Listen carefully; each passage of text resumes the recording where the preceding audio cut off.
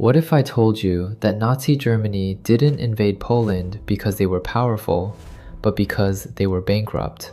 That the entire German economic miracle of the 1930s was built on accounting fraud so massive it made 12 billion Reichsmarks of debt simply disappear from government books? That by September 1939, Germany didn't choose war, they had to invade or face immediate economic collapse? How does the country build the most feared military in Europe while secretly running a financial Ponzi scheme that could only survive through conquest? If you think you understand why World War II happened, you're probably wrong, because the real reason 50 million people died wasn't ideology or ambition. It was a dummy company with 1 million Reichsmarks trying to hide 12 billion in debt. And when those bills came due, the only payment option left was invasion. In 1938, the German government owed 12 billion Reichsmarks on something that didn't exist. A company with 1 million Reichsmarks in capital had somehow issued 12 billion in debt. The bills were coming due, and Germany had no way to pay them except to invade someone. This wasn't reckless gambling. It was the logical conclusion of an economic system designed to arm for war. A system so ingenious in its deception that it fooled the entire world, and so unsustainable that it could only survive by constant conquest. By September 1939, when Germany invaded Poland, the Nazi economy wasn't strong, it was collapsing. The military buildup everyone feared wasn't a sign of strength. It was a desperate attempt to outrun bankruptcy. Here's the uncomfortable truth. World War II didn't happen because Germany was powerful. It happened because Germany was broke, and the only way to survive its own economic policies was to steal resources from conquered territories before the whole system imploded. This is the story of how Germany built the most formidable military machine in Europe by creating an economic Ponzi scheme, how they financed rearmament through accounting fraud, how they achieved full employment by mortgaging the future, and how their entire strategy relied on one assumption, that war would come before the bills came due. They were wrong, but by the time they realized it, 50 million people were already dead. Let's start in 1933. Hitler becomes chancellor. Germany is in ruins. 6 million unemployed. Industrial production collapsed. Banks failing. The Great Depression hit Germany harder than almost anywhere else. Hitler makes a promise. 4 years. Give me 4 years and I'll solve unemployment. It seems impossible. The economy is broken. The Treaty of Versailles restricts German rearmament. The Reichsbank is limited by statute to lending the government only 100 million Reichsmarks. There's no money for massive public works or military rebuilding. But Hitler has Hjalmar Schacht, former Reichsbank president, the man who stopped the hyperinflation of 1923, a financial genius. And he has a plan. The plan is simple. Germany will rearm massively, but they'll hide the spending, because if France and Britain know how much Germany is spending on weapons, they'll intervene. And if German citizens know how much debt the government is accumulating, they'll panic. Hyperinflation is still fresh in memory. Nobody wants to repeat 1923. So Schacht invents something called MEFO bills. On paper, MEFO is a private company doing metallurgical research. In reality, it exists to hide government debt. When an arms manufacturer builds weapons for the government, they don't receive cash. They receive a MEFO bill, a promissory note from MEFO company. The bill is good for 6 months, but can be extended indefinitely in 3-month increments up to 5 years. The manufacturer can take this bill to any German bank and exchange it for cash. The bank can then take it to the Reichsbank and exchange it for cash. The Reichsbank backs the bills completely. They're as good as money. But here's the trick. The bills aren't government debt, technically. They're commercial paper issued by a private company. So they don't appear on government budgets. They're not counted as deficit spending. They don't violate the Reichsbank's lending limits. They're invisible. Between 1934 and 1938, Germany issues 12 billion Reichsmarks in MEFO bills. That's 12 billion in hidden debt. To put this in perspective, Germany's national debt in 1932 was 10 billion total. Now they've added 12 billion more that nobody knows about. This is how Germany finances rearmament. Secret bills backed by a dummy company. It's not monetary policy, it's accounting fraud. And it works, spectacularly. By 1936, unemployment has dropped from 6 million to 1 million. The economy is booming. Factories are running at full capacity. The Nazi propaganda machine is touting the economic miracle. Hitler kept his promise, but look closer at what's actually happening. Military spending goes from 1% of GDP in 1933 to 17% by 1938. By 1935, 73% of all government spending is on the military. Not infrastructure, not education, not healthcare, weapons. The entire economic recovery is built on arms production. Aircraft manufacturing employs 72,000 workers by 1935, up from 4,000 in 1933. Tank production, disguised as agricultural tractors, employs tens of thousands. The Navy orders 41 million Reichsmarks of equipment in November 1933, then 70 million more in ships. This isn't economic recovery. This is military mobilization disguised as job creation. And every job created pushes Germany deeper into debt. The problem with MEFO bills is they have to be repaid eventually. They're designed to mature in 5 years. The first ones, issued in 1934, come due in 1939. When they do, Germany needs to pay 12 billion Reichsmarks. Where does that money come from? The government doesn't have it. The economy can't generate it. So they need another plan. In August 1936, Hitler writes a memorandum. It's one of the few things he ever wrote down personally. That alone tells you how important it is. The 4-year plan. Germany must be ready for war within 4 years. Not maybe, not possibly, must be. The document is apocalyptic. It describes an inevitable conflict between Germany and Bolshevism. A struggle must survive or face annihilation. The economy must serve one purpose: rearmament. Everything else is secondary. Hermann Göring is put in charge. His mandate is simple: achieve autarky, economic self-sufficiency.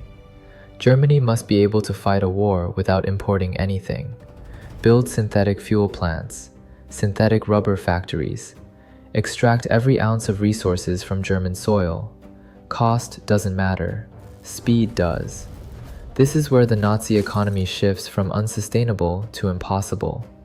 Autarky is expensive. Building synthetic production facilities costs billions.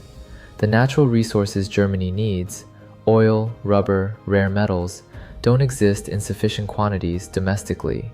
So they try to create substitutes, ersatz goods, coffee from roasted acorns, tea from mint leaves, rubber from coal. By 1939, after 6 years of trying, Germany is still importing 33% of its raw materials and 20% of its food. Autarky has failed, but the attempt has drained the economy. Worse, the push for maximum production creates shortages. There aren't enough workers. By 1938, Germany faces a labor shortage. The country has full employment, actually overemployment. Factories can't find workers. Agricultural output suffers because farmhands have been pulled into arms manufacturing. The economy is running at maximum capacity. There's no slack left, no reserves, no flexibility. It's a pressure cooker economy, and the pressure keeps building. Here's where the math stops working. By 1938, Germany needs raw materials for military production: steel, oil, copper, rubber. These have to be imported. Imports require foreign currency. Foreign currency comes from exports. But Germany's export economy has collapsed. Why? Because every resource, every worker, every factory is dedicated to rearmament. Nobody's producing goods to sell abroad. The trade deficit explodes. Germany is buying raw materials but not selling anything to pay for them. Foreign exchange reserves are depleted. By early 1939, Germany has to shift steel allocations away from military orders toward exports just to earn enough foreign currency to buy the raw materials for military orders.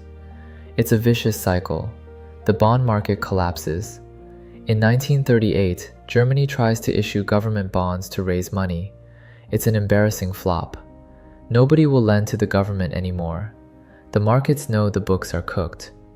Banks are forced to buy government bonds. The government raids savings accounts and insurance companies. Ordinary Germans are now financing rearmament whether they want to or not.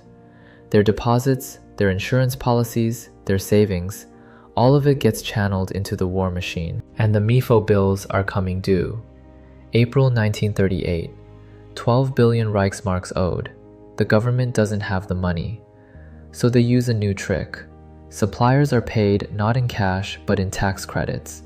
You build weapons, we give you a certificate saying you don't have to pay taxes. This creates more shadow debt, more deferred obligations, more problems kicked down the road. Schacht sees where this is going. In 1937, he resigns as Minister of Economics. In January 1939, he resigns as President of the Reichsbank. He knows the system is collapsing. He wants no part of what comes next. Without Schacht's restraint, the situation accelerates. Göring takes full control. The limits are removed. Spending increases regardless of economic capacity. The pressure cooker is about to explode. Let's pause and understand what Germany has created. An economy where military production is everything, where consumer goods production has stagnated, where imports exceed exports, where savings are confiscated, where the government finances spending through accounting tricks and hidden debt, where every economic decision prioritizes war preparation over everything else. This economy has exactly one path forward: war. And not just any war, quick war, blitzkrieg, lightning war. Because Germany doesn't have the resources for a long conflict. The stockpiles of rubber, oil, metals aren't sufficient for years of sustained combat. The financial system can't handle extended military operations. The civilian economy is already being cannibalized to feed the military. The war isn't optional. By 1939, Germany has no choice. The economy requires conquest to survive. This is what Hitler means when he later says the decision to go to war was necessary.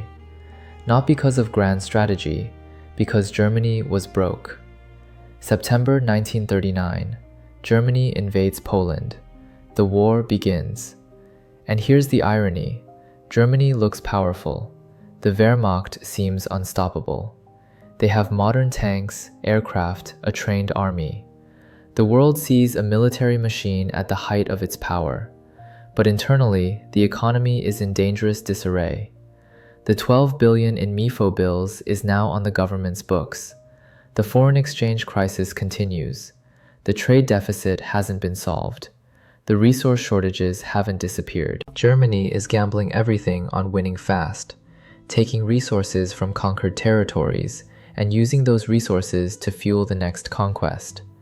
If they stop, if the war stalls, if they can't plunder enough to keep going, the entire system collapses. The first phase works exactly as planned. Poland falls in 5 weeks. The invasion costs are partly offset by seizing Polish assets, Polish resources, Polish foreign currency reserves. Germany loots the national bank, confiscates industrial equipment, ships it back to Germany. France falls in 6 weeks, massive plunder, French gold reserves, industrial capacity, agricultural production. The entire French economy is thrown into disorder and placed under German control. Resources flow back to Germany. Managing occupied territories is expensive. You need soldiers to police the population. You need administrators to run the economy. You need to maintain infrastructure.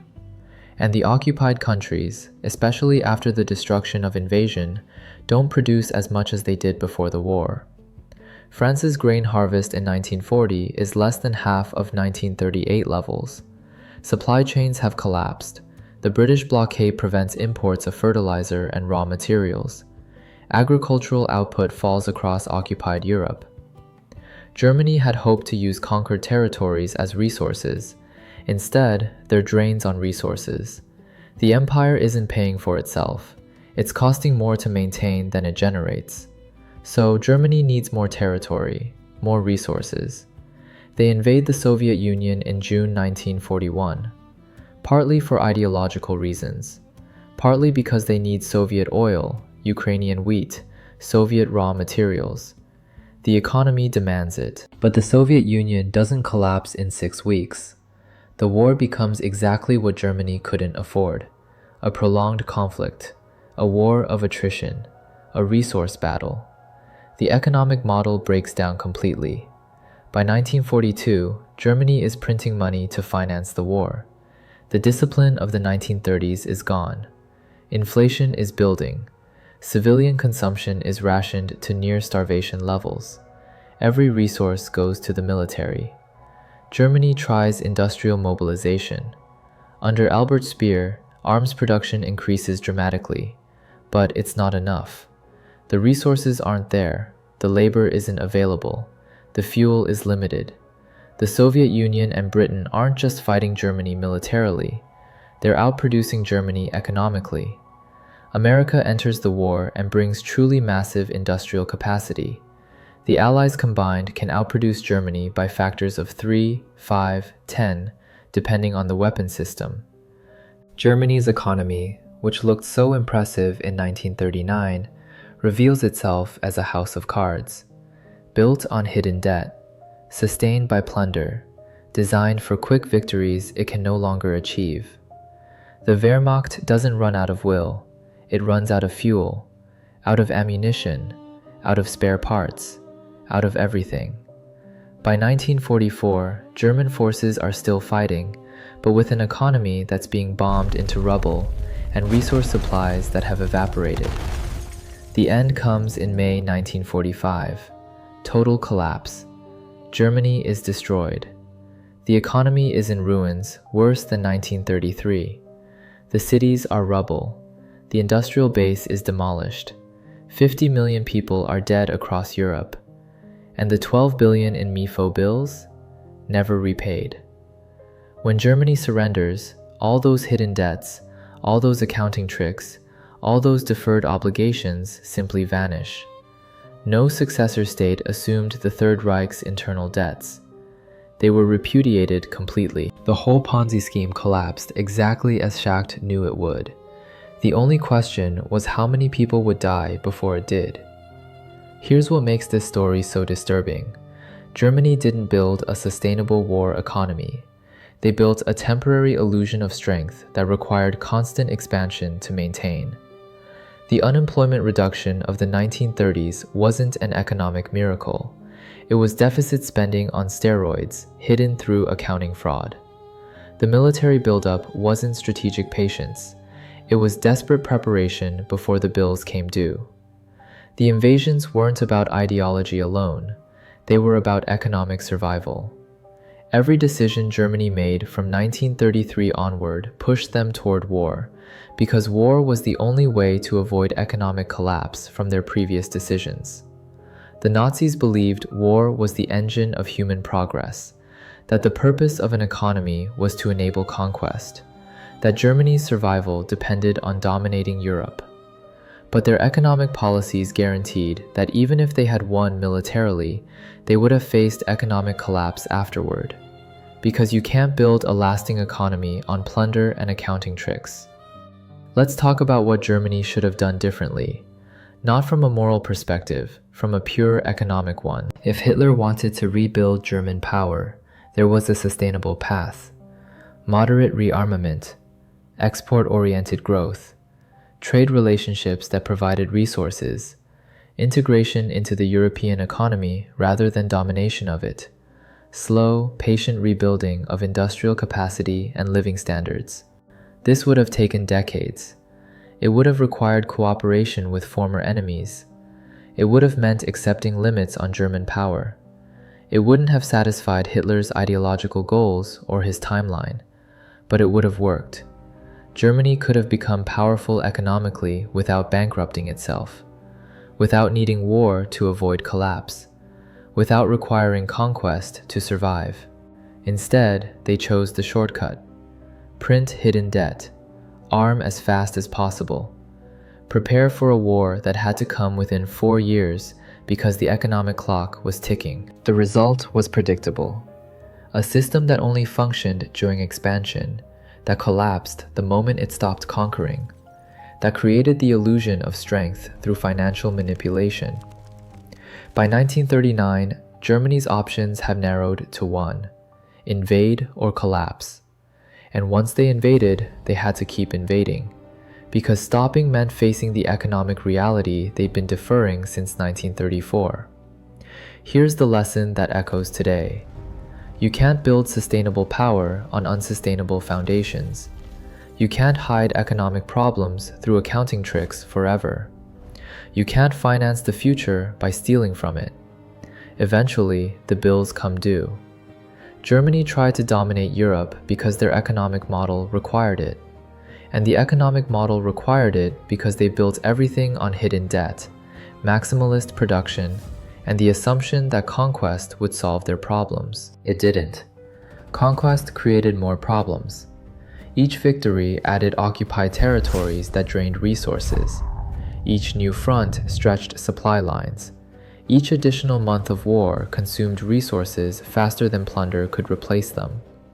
The economy that was supposed to sustain the empire instead collapsed under its weight. The military machine that was supposed to conquer Europe instead ground to a halt from lack of fuel, lack of resources, lack of everything except the will to fight. And the MEFO bills, those clever financial instruments that hid 12 billion Reichsmarks of debt, turned out to be exactly what they looked like: a Ponzi scheme. Pay off old obligations with new borrowing. Keep the system going by constantly expanding. Collapse the moment growth stops. Hjalmar Schacht, the man who invented MEFO bills, was tried at Nuremberg. The prosecution argued his financial wizardry enabled Hitler's aggression. Schacht's defense was simple. He created a tool for economic recovery. Hitler turned it into a weapon of war. He resigned when he saw where it was going. He knew. He built it. He walked away. But by then, the machine was running on its own logic. So why did Germany try to dominate Europe? Because by 1939, their economic policies left them no choice. They had built a system that could only survive by expanding. That required constant conquest to avoid collapse. That turned war from a political decision into an economic necessity. The tragedy is, it didn't have to be this way.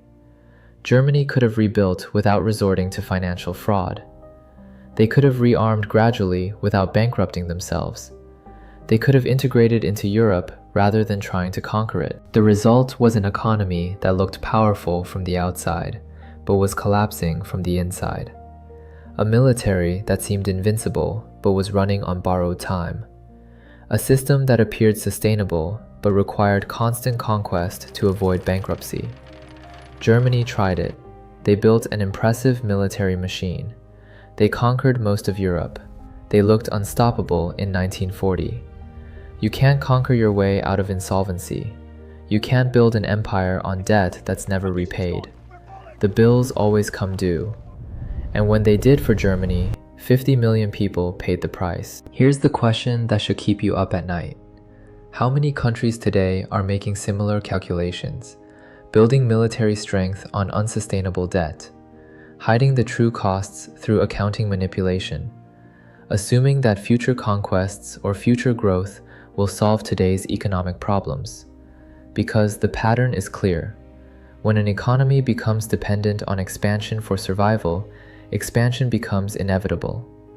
When financial stability requires constant growth, stagnation means collapse. When the system only works if it keeps expanding, the choice becomes conquer or die. Germany faced that choice in 1939. The economy was collapsing. The MEFO bills were due. The foreign exchange crisis was critical. The resource shortages were severe. They could invade or they could face economic implosion. They chose invasion, And once they did, they had to keep invading. Because each pause, each setback, each moment of consolidation meant facing the economic reality that they couldn't sustain what they'd built. The war wasn't optional by that point. It was the only path that avoided immediate collapse. And even though everyone knew, even Hitler knew, that a long war would destroy Germany, they gambled on winning fast enough to make it work. They lost that gamble. But the existence of the gamble itself reveals the trap they'd built. An economy that forced them toward war. An economic model that made peace impossible. A system where the only way forward was conquest, because they'd foreclosed every other option through their own policies. This is what happens when you build power on fraud. When you hide your true economic position. When you assume you can always borrow or conquer your way out of problems. Eventually, you run out of places to conquer. You run out of people to borrow from. You run out of accounting tricks. And you face reality. For Germany, reality arrived in the form of Soviet forces in Berlin, American and British forces from the West, cities in ruins, industry destroyed, population devastated, economy obliterated. All because in 1934, someone had the clever idea to hide government debt through a dummy company called MEFO. And that one decision, combined with thousands of others like it, created a system that could only survive through war. That made war not just likely, but necessary. That turned conquest from an ambition into a requirement for economic survival. They tried to dominate Europe because dominating Europe was the only way to avoid admitting they'd destroyed their own economy while pretending to fix it. And that's the most dangerous type of power. Not power built on strength, but power built on desperation. Because desperate power doesn't calculate risks the same way. It doesn't weigh costs carefully. It doesn't plan for defeat. It just moves forward because any alternative means collapse. Germany moved forward, right into the worst war in human history. Driven not by strength, but by the weakness they'd hidden behind accounting fraud and MEFO bills. The military machine everyone feared was really just a bankrupt state running from its creditors. The economic miracle everyone admired was really just deficit spending hidden through lies. The power everyone respected was really just desperation disguised as strength. And by the time the truth came out, it was too late. The machine was already in motion. The war had already started. The trap had already closed. Germany tried to dominate Europe, and in doing so destroyed its own economy, triggered a world war, and collapsed completely. Not despite their economic policies, because of them. That's the real story. The 12 billion in MEFO bills was just the mechanism. The trap was built into the system from the start. A financial structure that required conquest to avoid collapse. A house of cards that looked like a fortress until someone examined the foundation. And when they did, they found 12 billion Reichsmarks of debt owed by a company that never existed. Guaranteed by a government that couldn't pay, designed to be hidden until it was too late. It worked until it didn't, and when it failed, the whole system came down with it. That's why Germany tried to dominate Europe, not because they were strong, but because they were broke. And domination was the only alternative to admission that they'd bankrupted themselves, building a military they couldn't afford, with money they didn't have, through accounting tricks that couldn't last. They chose domination. Europe paid in blood, and Germany paid with everything. The bills always come due, always, and the longer you hide them, the worse the reckoning. 12 billion Reichsmarks. That's what it cost to destroy an economy, start a world war, and kill 50 million people. A company that didn't exist, bills that couldn't be paid, and a government that chose conquest over honesty. That's not power, that's desperation. And Germany learned, too late, that you can't build an empire on lies. You can only build a catastrophe.